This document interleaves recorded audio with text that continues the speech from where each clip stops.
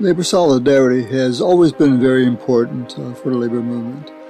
Working people helping working people understand what's going on in different places around the world, how the fight in some country is similar to what the fight is in their own country, in their own backyard, if you will.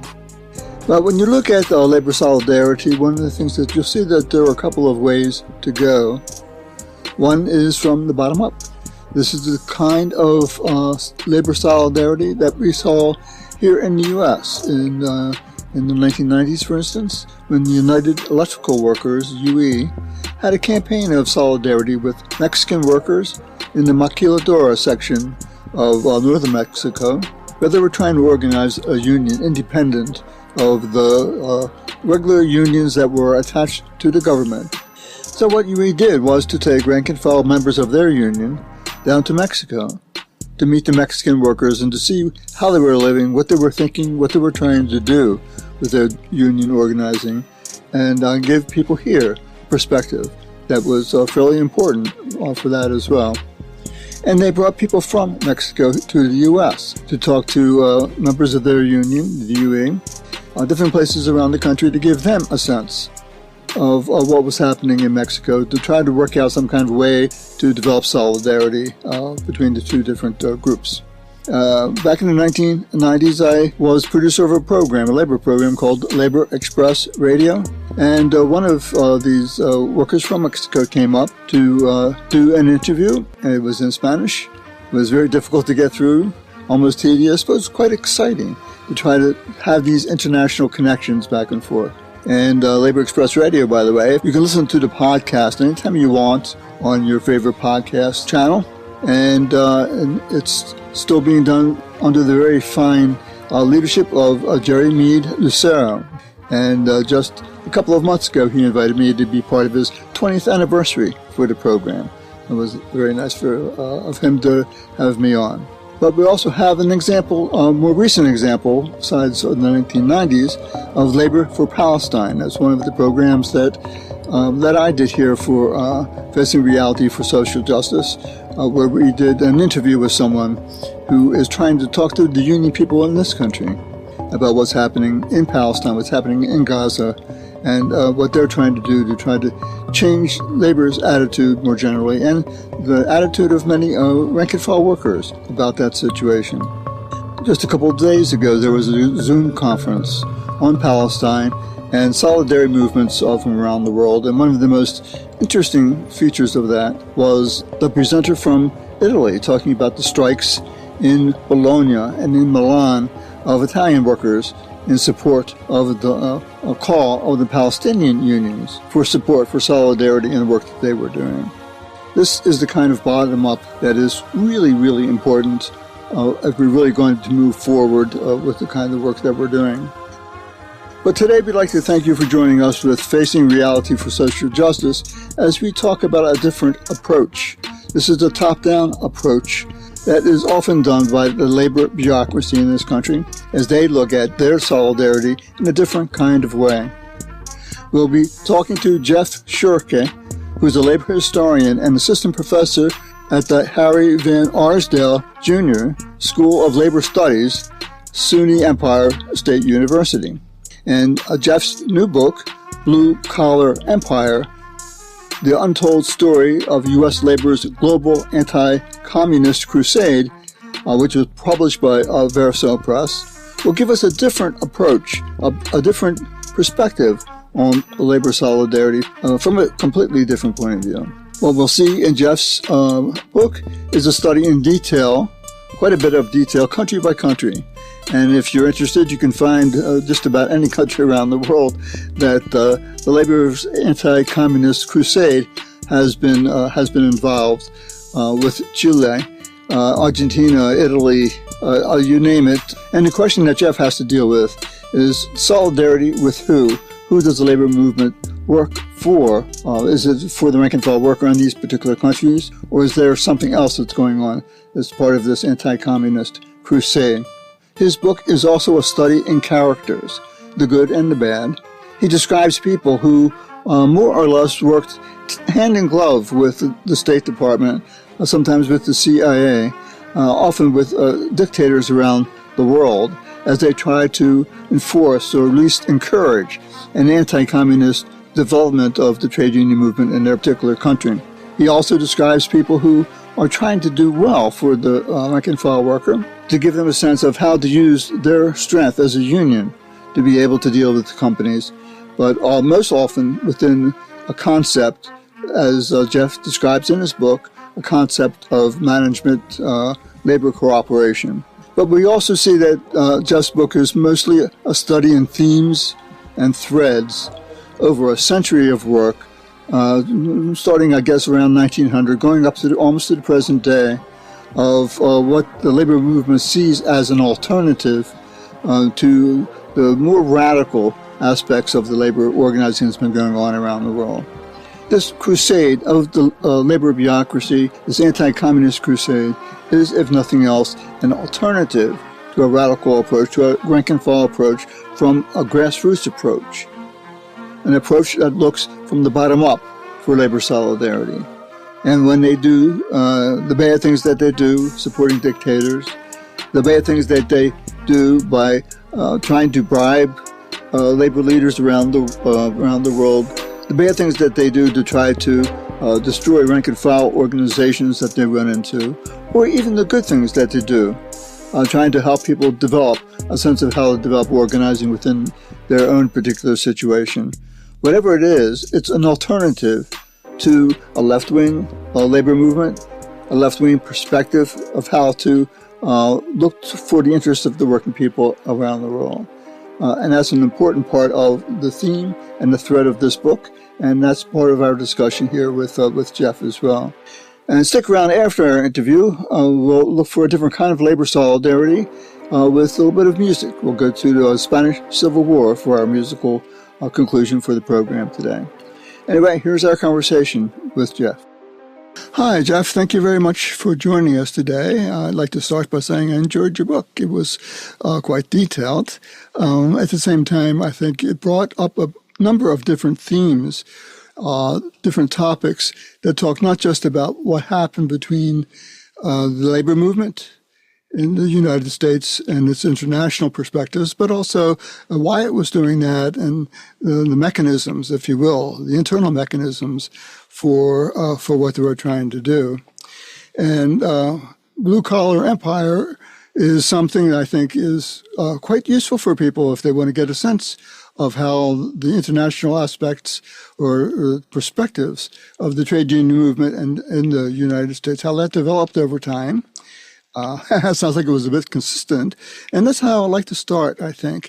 Is there a theme that you think is consistent? You take it way back before the 1900s, late 1800s into almost yesterday.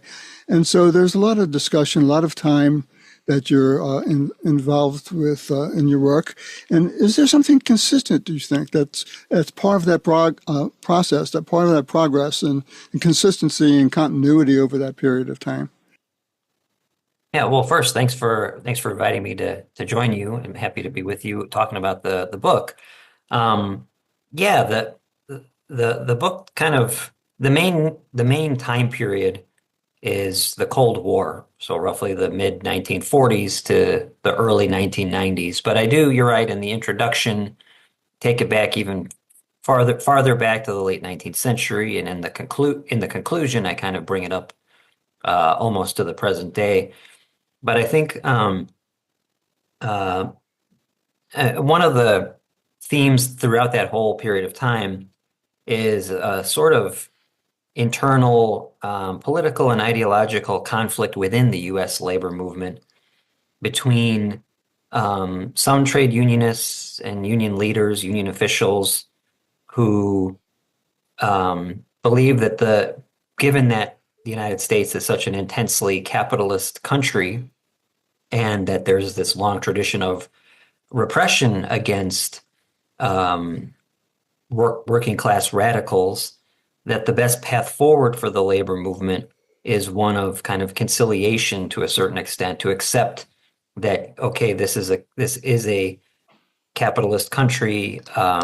it's deeply ingrained in people's consciousness, and this is just how it's always going to be.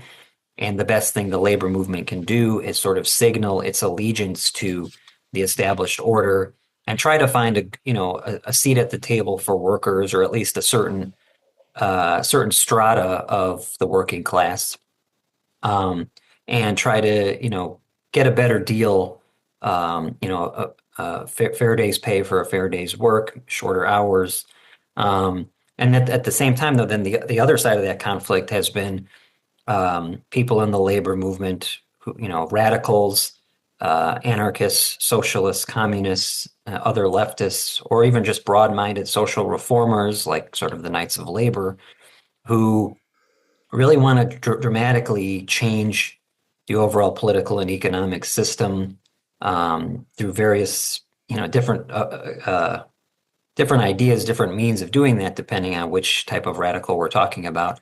But just a broader vision for the labor movement that is not about signaling allegiance to the established order, but trying to dramatically confront confront the establishment. And the way this plays out in the book, in terms of like labor's foreign policy, is a sort of conflict between labor officials, particularly within the AFL-CIO, who's basically came to dominate the labor movement by the mid 20th century, to work hand in hand with the U.S. government in supporting Washington's foreign policy, supporting the Cold War, supporting kind of imperialistic, militaristic policies overseas, and the opposition to that within the labor movement was kind of silenced for a long time because of the Cold War, because of the intense anti-communist hysteria and the purges of the left that happened at the beginning of the Cold War with McCarthyism and so on.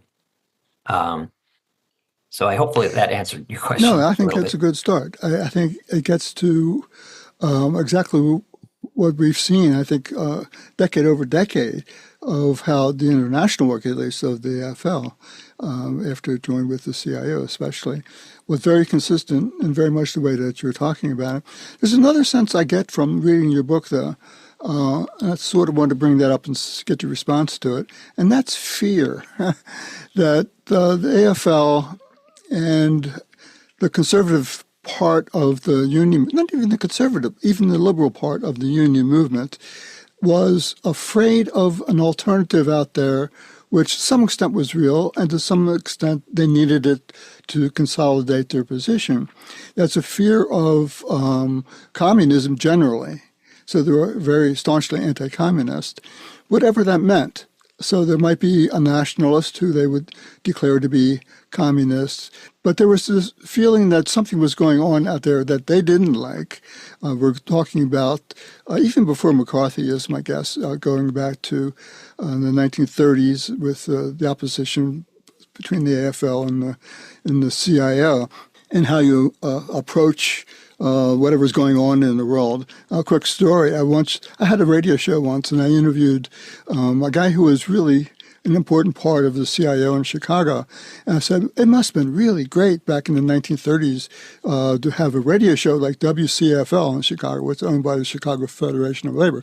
And he said, yeah, that was interesting. However, they were AFL, and we were CIO, and we were the enemies. And so that was a real strong indication that there was a problem back and forth within the movement itself. So there's this alternative out there that I think a lot of the people that you talk about, they saw as something they wanted to stay away from as much as they could. What do you think? Do you think that's a way of looking at what we're trying to talk about here? Yeah, I think so. I mean, part of sort of what you're talking about makes me think of the kind of controversies ongoing throughout history of the unions in the U.S. over jurisdiction and who has the right to represent which workplaces and which sectors, and unions sometimes competing with each other. It's kind of like turf. And that can apply also in terms of sort of political position of the labor movement, of who, like which union or union federation, if we're talking about AFL and CIO in the 30s or 40s, which one gets to be the leading voice that is the true representative of the working class, and whose ideas, whose type of organizing, because obviously the AFL back then had was very much sticking to craft unionism and a more kind of narrow vision, whereas the CIO, doing industrial organizing, wanting to organize the unorganized, much bolder kind of vision and more like racially inclusive and so on. Yeah, there's sort of I guess for top union officials, labor officials, you could say there's a fear of losing status, losing that position, losing jurisdiction, or that, this being able to claim the status or the mantle of the real leaders of the labor movement or the leaders of the working class. And in the Cold War, you see that with, or even before the Cold War, but certainly during it, communist trade unionists or left-wing, nationalist types of labor movements around the world. The Cold War, in a sense, was also between the U.S. and Soviet Union, kind of a struggle over turf or jurisdiction to say which of these superpowers would dominate the globe and have the most influence, especially in the global South, in Latin America, Africa, Asia. Which system, capitalism or communism, would the developing nations adopt? And I think the fear of being on the losing side of that certainly motivated the United States, the U.S. government, in a lot of the various interventions and wars that happened during the Cold War.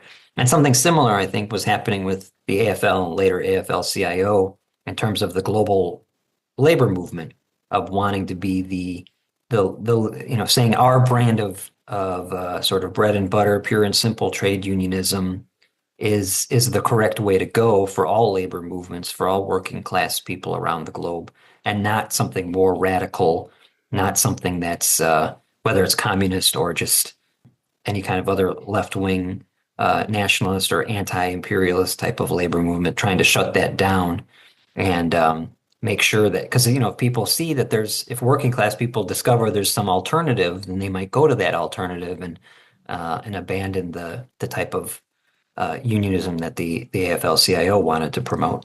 No, I think it's a very good way of putting it. I mean, one of the things that's happened in this country very specifically is the leadership of many unions, be it on an international or local level, have this, fear may be a little bit of a strong word, but have this hesitation to look at the rank and file for leadership, rather than them giving that leadership to its members. And there's a very bureaucratic sense that they have of how do we try to run things. And that, I think, has expanded internationally as well. And I think you touch on some of this in details of your book.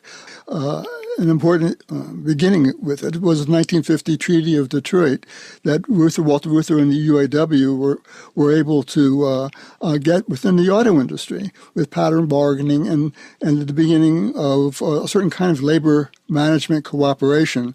And that was expanded internationally to their perspective of how to do things.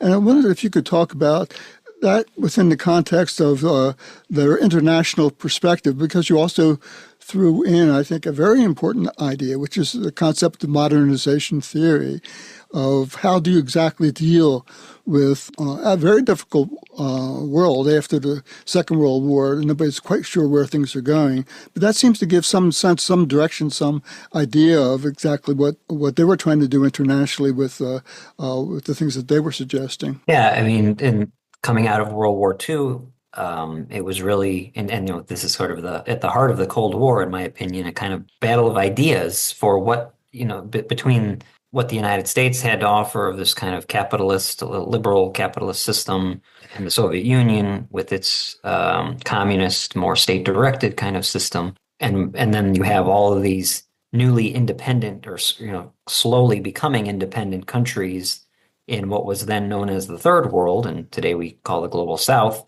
as well as even before the Global South, though, in Europe itself, which had been totally destroyed, Western Europe, places like France and Germany, and Italy, where it was not clear at first whether they would sort of embrace the West and the United States, or whether they would fall into the Soviet orbit, because there were strong communist parties in those countries that had been at the heart of the anti-fascist resistance during World War II. Yeah, a struggle there to say which type of politics, which type of economics, would different nations of the world go with.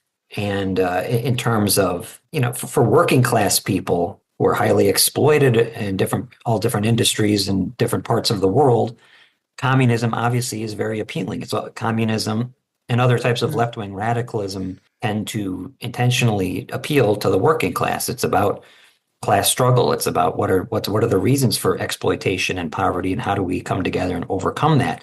So for the U.S. to be the preeminent capitalist country in the world, and trying to convince working class people around the world that their system, the U.S. system, was better than communism, that was kind of a tall order in a way. This is where the AFL-CIO and people like Walter Reuther and the UAW could come in and say, look, we're working class. We believe, but we're not communist, and we've actually achieved real tangible gains for working class people in the United States. And this is where modernization theory comes in, that we have this high standard of living. We're doing mass production, but we also have mass consumption. Working class people can enjoy the fruits of their labor, of this modern production, cars and homes and televisions, and trying to promote that as saying this is why the U.S. system is better than communism, because we can actually achieve all these things, and we can have, we've done it here in the U.S. and look at our labor movement as an example of that. Particularly, we're talking in the 1950s and 60s. One of the things I think is particularly interesting in your book are the individuals that you talk about, because you give them some complexity that is sort of like you want to wait for the movie version, because you get a sense of who these people are and where they're coming from. You have a communist who turns reactionary with Lovestone, J. Lovestone. You have a socialist becomes a conservative. You have liberals, Norman Thomas. I mean, you have a whole range of people, I think, that are disagreeing among each other, but at the same time together in their support for what you would consider to be the modernization theory, that we can do things because in this country, because of our relationship with business within the labor management cooperation, and that should be expanded internationally as well.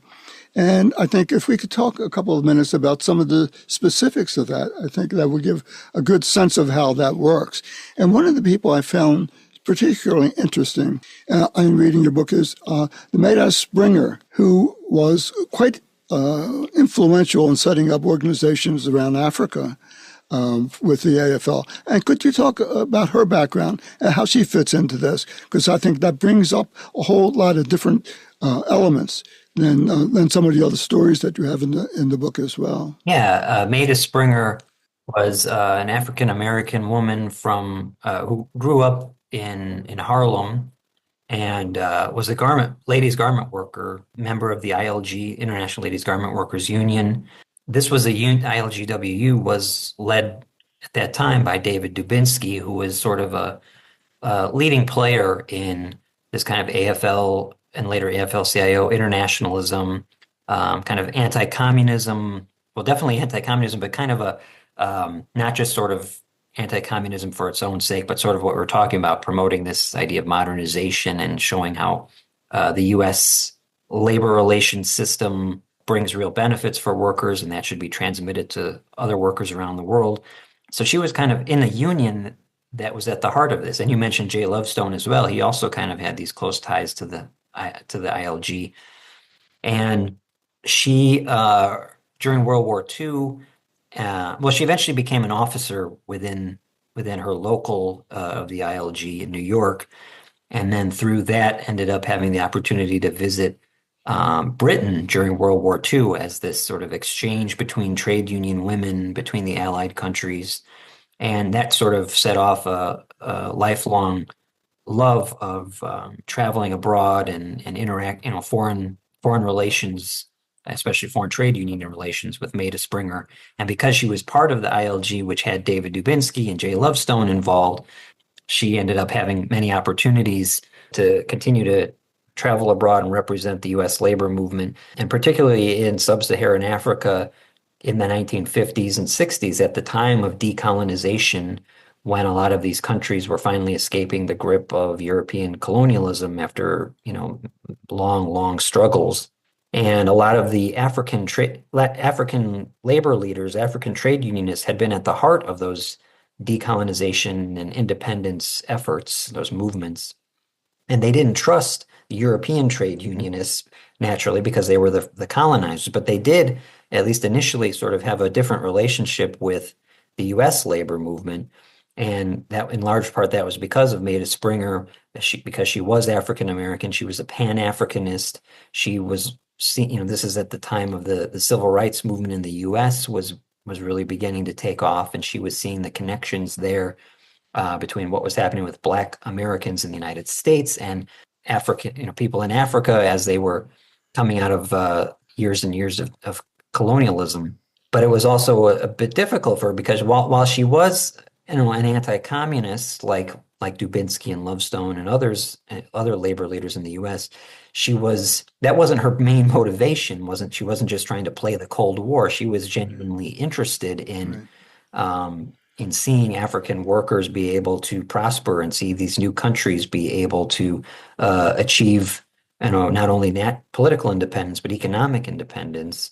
And it was often difficult for her to convince the AFL-CIO leadership to give her, the resources and funding needed to, do effective work in Africa, because a lot of times the higher up leaders, who were pretty much all white men, this is who she was having to deal with. They didn't really care that much about. They only cared about Africa in this to the extent that it affected the Cold War geopolitical chess match, but they didn't necessarily care that much about the actual people in Africa, unlike her.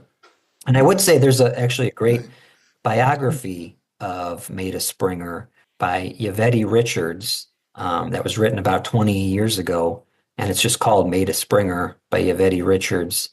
So I have to give a hat tip to that book and that biography. If folks want to know more about Maida Springer, you should check out that book. I didn't know her background. I didn't know about her, and I thought that was an important part of what you were bringing up. A couple of different reasons. One, because it talks about Africa, which so seldom is discussed in some of these conversations, but also talks about someone who's, let me give you another little story. I took a history course years and years ago at Loop College, and it's Harold Washington College in Chicago now, junior college. It was on African history, and the person teaching said he went, as part of his work, went into Kenya to go into an office and wanted to look up some union people, and went into the office of a local union, and who he met were two fairly well-dressed white people. Turned around, looked at him like he was from Mars, and then he immediately said, "Hey, spooks, the possibility of being CIA."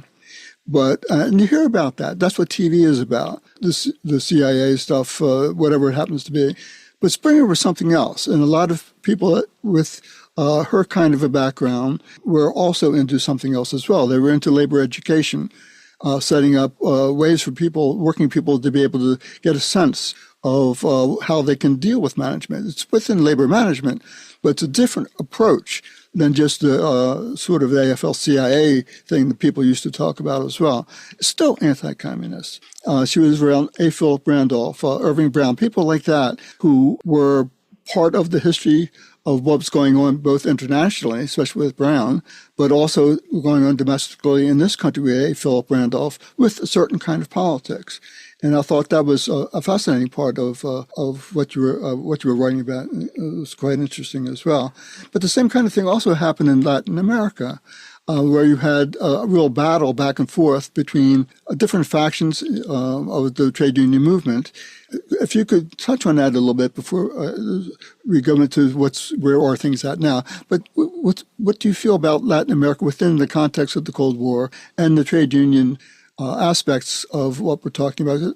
That seemed to me to be a little bit more on the political side rather than the sort of the labor education side of the conflict between the AFL and some of the indigenous radicals within Latin America. Yeah, I mean, obviously, when we talk about U.S. foreign policy or U.S. imperialism, Latin America is sort of the main target or the main recipient of U.S. intervention Historically, it's, U.S. government tends to think of Latin America as, our backyard and that kind of thing. So that kind of naturally extended as well to the history of the AFL and the AFL-CIO's foreign policy of being very interested and devoting the most resources and energy to Latin America out of any other place in the world. Um, and yeah, they're coming out of World War II into the beginning of the Cold War. There was this regional Latin American Confederation of Labor that was very left-wing. The leader of it, Vicente Toledano, a Mexican Marxist, friendly towards the Soviet Union, and so on. And the AFL-CIO, or the AFL originally before the merger with the CIO, really didn't want to couldn't really stand this. Even earlier in the time of Samuel Gompers in the early 1900s, there had been the Pan American Federation of Labor, which was essentially an attempt to try to quell the more radical currents within the Latin American labor movements and sort of model them on the AFL's brand of pure and simple trade unionism. And that continued going into the beginning of World War II. Or beginning of the Cold War, with trying to split this Latin American Confederation of Labor that, like I mentioned, was pretty left-wing, and create a new regional body that eventually took the name of ORIT, the Regional Organization of Inter-American Workers. And the AFL-CIO more or less dominated it, although there were plenty of Latin American labor leaders who were asserting their own agenda, which had to do with, again, economic development, improving standards for the working class in Latin America. And that often took the form of anti-U.S., anti-Yankee imperialism, which could potentially put them at odds with the AFL-CIO. So throughout the book, I detail in many cases, many countries, including Brazil, the Dominican Republic, Chile, and others, where the AFL-CIO, especially in the 60s and early 70s, the AFL-CIO was working closely with the State Department and the CIA in these, various notorious coups. I guess Guatemala is another one in the 50s.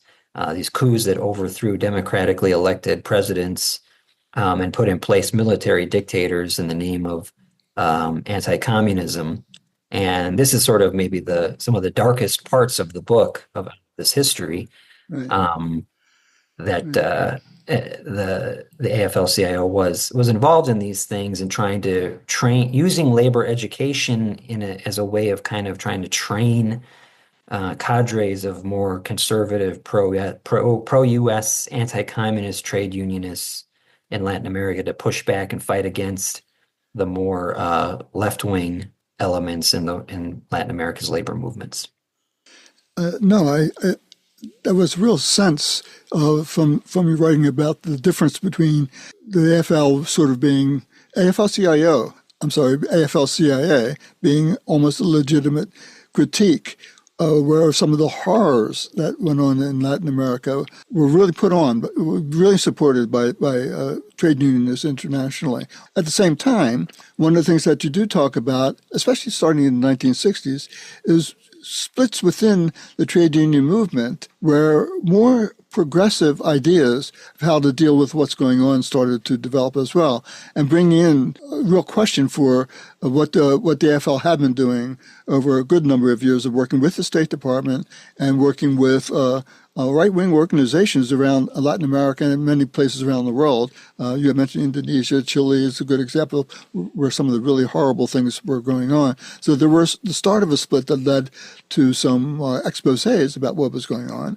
and also some different approaches to where things wanted to go. But where I want to take that is in the sense of, in 1997, when solidarity centers were being set up, to bring us sort of to the close, because that's one of the things that's going on today. And you had a section of your book where there was a meeting, I guess it was around 97, where Barbara Shaler, I think her name is, from the AFL, was having a meeting, and it included union representatives also from UE, United Electrical Workers, and Chris Townsend was there, made a critique, and Shed, from what you said that well, what we're going to do is leave the oil companies and whatever the oil countries, producing countries, to the State Department, while the AFL will take over whatever else is going on. So my question, sort of, is where are we today? Because you do have solidarity centers set up around the world, very active. And what are they doing as part of the development of your ideas in the book? What are they doing now as part of the AFL and as part of the State Department, as part of politics of what's going on internationally? How do you see that in the present day? I mean, I kind of end the book and then, or at least before the conclusion, the main chapters, I end in the 1990s when John Sweeney and the New Voice slate basically took over the AFL-CIO, got rid of a lot of the old hardline anti-communists, the old Cold Warriors, because by this point the Cold War was over. And obviously U.S. union density had been declining for a long time. There was a need to refocus on organizing here at home and taking on multinational corporations. So it was in that context then in 1997 that a lot of the AFL-CIO's foreign operations, foreign institutes, as they called them, were shut down by Sweeney and then consolidated into this new foreign entity that is called the Solidarity Center, which almost 30 years later is still around. It's still the AFL-CIO's international arm. It's active in about 60 countries, I think, working with different union groups or worker organizations, nonprofits, NGOs, active within the International Labor Organization as well. And the general narrative in the 90s and early 2000s, I think, was that the sort of that history of the AFL-CIA was now over and done with, and now the Solidarity Center was sort of like a new day. But a lot of people over the last 20 some years have questioned that and critiqued that a little bit, especially because the Solidarity Center is still funded pretty much totally by the U.S. government, by the State Department, by the U.S. Agency for International Development, and the National Endowment for Democracy, the same entities that were funding the AFL-CIO's foreign policy operations during the Cold War. So the Solidarity Center, I think it's definitely very fair to say that it does good, decent, benign work in a lot of countries of trying to help and uplift the working class, sort of NGO type work, I might say. But it's important to recognize that the Solidarity Center is effectively an arm of the U.S. government, because that's where it gets all its money, tens of millions of dollars every year. In order to be an employee of the Solidarity Center, you have to pass the same kind of background check that federal employees have to pass. So it is again, the sort of official international arm of the AFL-CIO. I think a lot of rank and file union members don't know a lot about what the Solidarity Center is exactly doing on the ground in a lot of these countries. There have been these, like you brought up that story about Chris Townsend from UE, and I've heard it, anecdotally elsewhere that, in some countries, the Solidarity Center is basically run by the AFL-CIO doing strictly like labor, trade union work. But in other countries, in sort of geostrategic countries like that might be rich in oil or might have Islamic insurgencies or whatever, it's more the State Department people are running the show. And there is evidence that, like, when certain developments happen overseas in particular countries that concern Washington, then suddenly the Solidarity Center's budget in those countries increases. That when Hugo Chavez was elected president of Venezuela, suddenly the Solidarity Center's program in Venezuela got a huge influx of cash. Or when Bush invaded Iraq, suddenly the Solidarity Center's Middle East programs saw a huge bump in their funding. So to some extent, the Solidarity Center's activities mirror the U.S. foreign policy objectives. And, I don't feel like I'm qualified enough to say, here's everything the Solidarity Center is doing and what it has done and what it is, because a lot of it is still not very well known.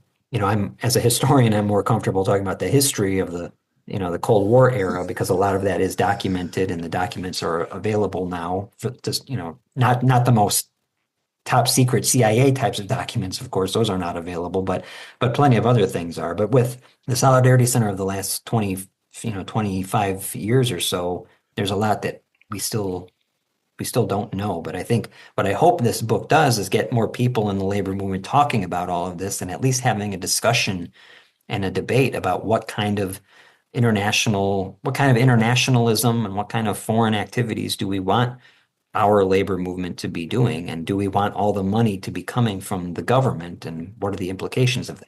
Right.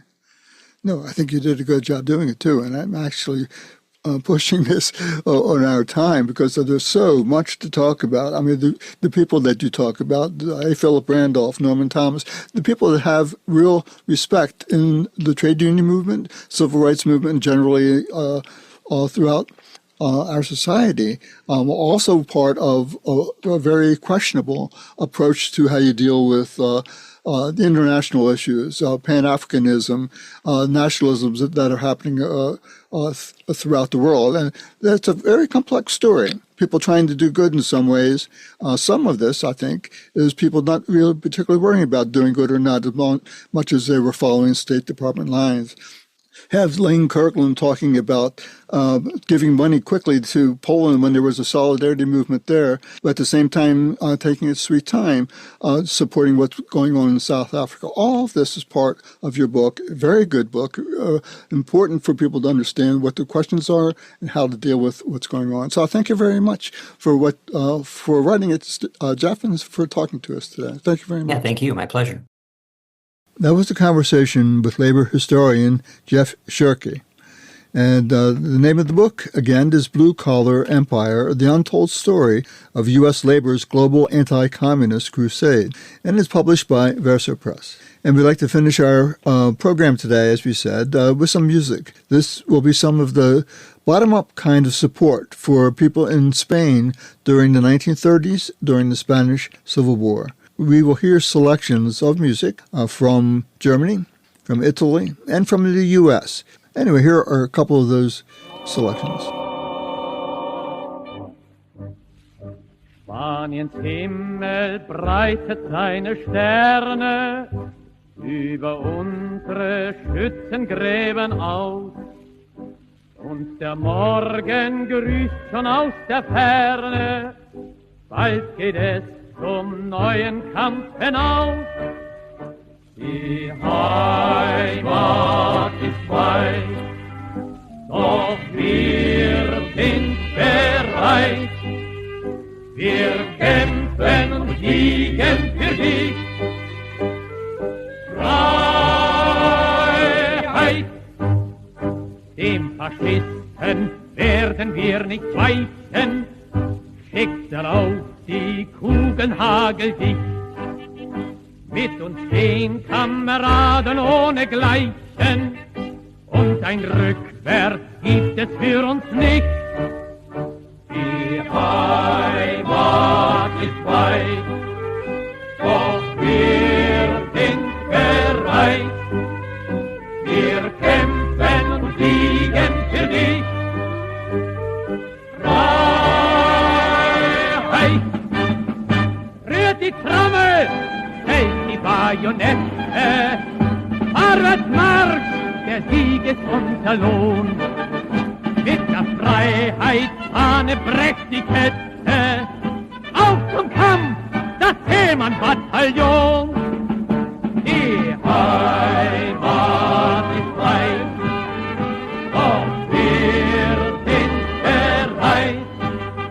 Wir kämpfen und sterben für dich. Freiheit!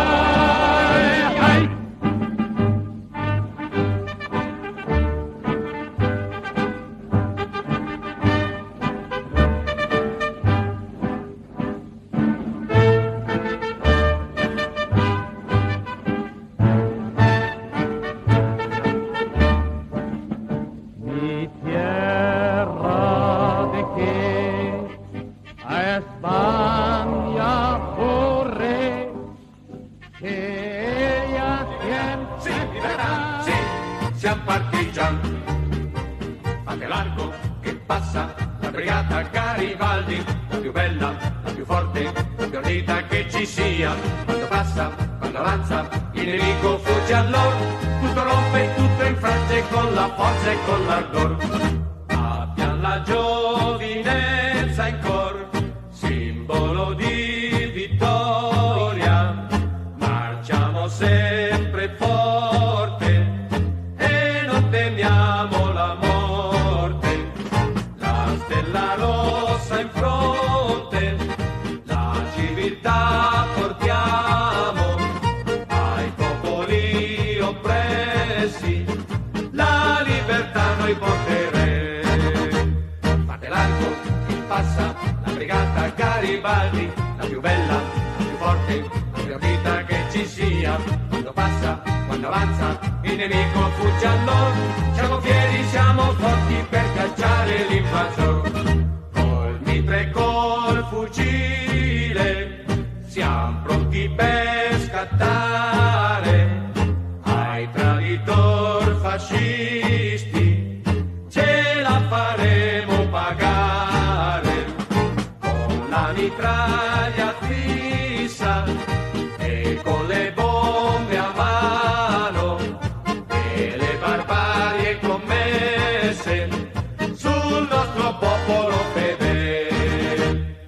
Abbiamo la giovinezza in cor, simbolo di vittoria, marciamo sempre forte e non temiamo la morte. La stella rossa in fronte.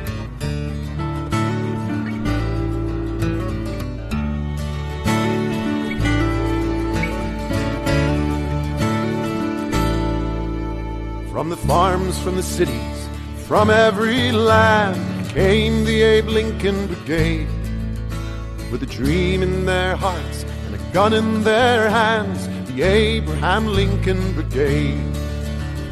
No, pass it on, no, pass it on, so sang the Abe Lincoln Brigade.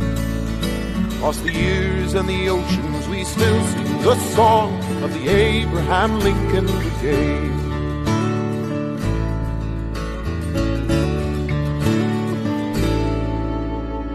Cries from the cities, shouts from the hills, the Abraham Lincoln Brigade. The fire in the hearts that is warming us still, the Abraham Lincoln Brigade. No, pass it on, no, pass it on, so sang the Abe Lincoln Brigade. Across the years and the oceans we still sing the song of the Abraham Lincoln Brigade.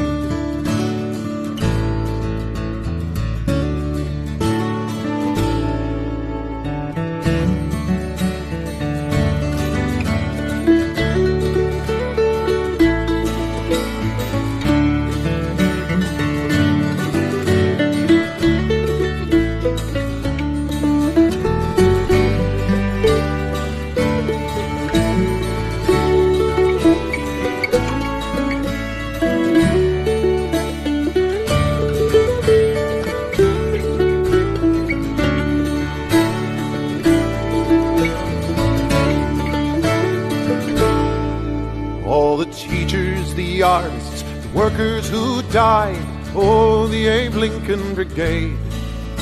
Their stories still thrill me, we worked side by side with the Abraham Lincoln Brigade.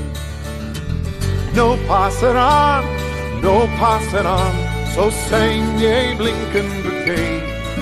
Across the years and the oceans, we still sing the song of the Abraham Lincoln Brigade.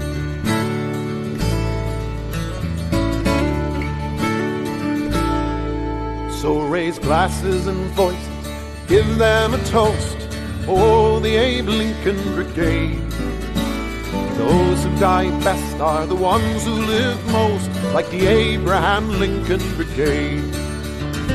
No, pass it on, no, pass it on, so sang the Abe Lincoln Brigade. Across the years and the oceans, we still sing the song of the Abraham Lincoln Brigade. No, pass it on, no pass that on, so sang the Abe Lincoln Brigade. Across the years and the oceans, still sing the song of the Abraham Lincoln Brigade.